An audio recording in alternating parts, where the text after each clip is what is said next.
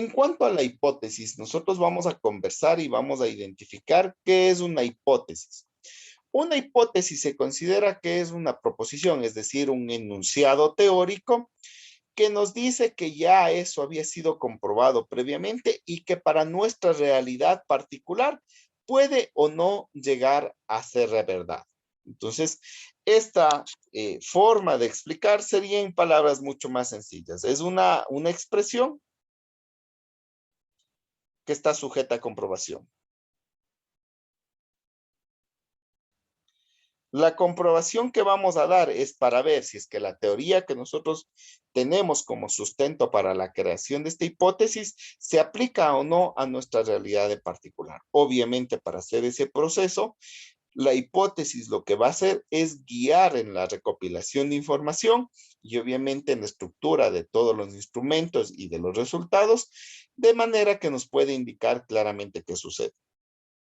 Nosotros vamos a relacionar en una hipótesis dos variables o más para conocer cómo se desarrollan en un entorno determinado, en una realidad, y vemos la aplicación de las mismas. Es decir, que las mismas, si tienen un funcionamiento o no, que vaya de la mano a lo que nosotros creíamos. La hipótesis siempre va a responder a la pregunta de investigación. Es decir, que nosotros vamos a tener aquí el problema y vamos a tener la hipótesis, siempre respondiendo la hipótesis al problema planteado. De aquí vamos a tener justamente los datos y obviamente vamos a comprobar. Pero la primera relación importante es entre el problema y la hipótesis, de tal manera que entre los dos nosotros podemos identificar gran parte del desarrollo del proyecto. Solo en estudios exploratorios no se aplica hipótesis. Estos son estudios de tipo fenomenológico y también eran estudios cualitativos. En este tipo de estudios, nosotros no vamos a tener como tal una hipótesis. Sin embargo, eso es el desarrollo como tal que vamos a desarrollar. ¿Cómo desarrollar una hipótesis? Una hipótesis no es en una forma de pregunta, una hipótesis es una respuesta, es decir, es una oración corta. No se recomienda una hipótesis más allá de 3 líneas máximo. Una línea, 2 líneas es suficiente. Esta hipótesis va a denotar una acción, no en infinitivo, sino una acción, incremento, disminución, relación, incidencia, ¿sí? Esta acción va a denotar la relación que puede existir entre las dos variables que estamos investigando. Y con ello nosotros obviamente tendríamos planteada la hipótesis. Al final de esta relación, ¿qué vamos a tener? ¿Para quién aplica o para la institución que estamos trabajando? ¿Para qué se hace?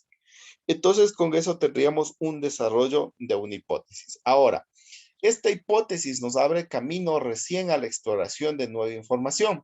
¿Qué es una nueva información? Una nueva información es que nosotros podamos la hipótesis dividirla en pequeños elementos y esos pequeños elementos nos den paso justamente a una recopilación de información adecuada y obviamente que luego toda la información se puede integrar en resultados y realizar todo el proceso como tal.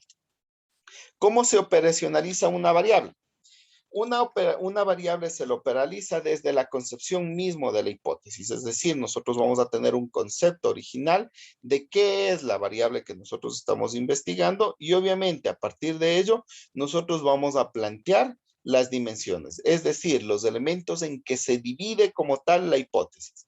Si yo estoy viendo una temática en particular del desarrollo, nosotros podemos identificar cuáles son los elementos que podemos hacer. Ejemplo, si yo estoy haciendo una división del desarrollo organizacional en la empresa, ¿qué voy a tener? Voy a tener los elementos del desarrollo organizacional. Si estoy midiendo calidad de vida, yo voy a tener los elementos de la calidad de vida que estoy estudiando.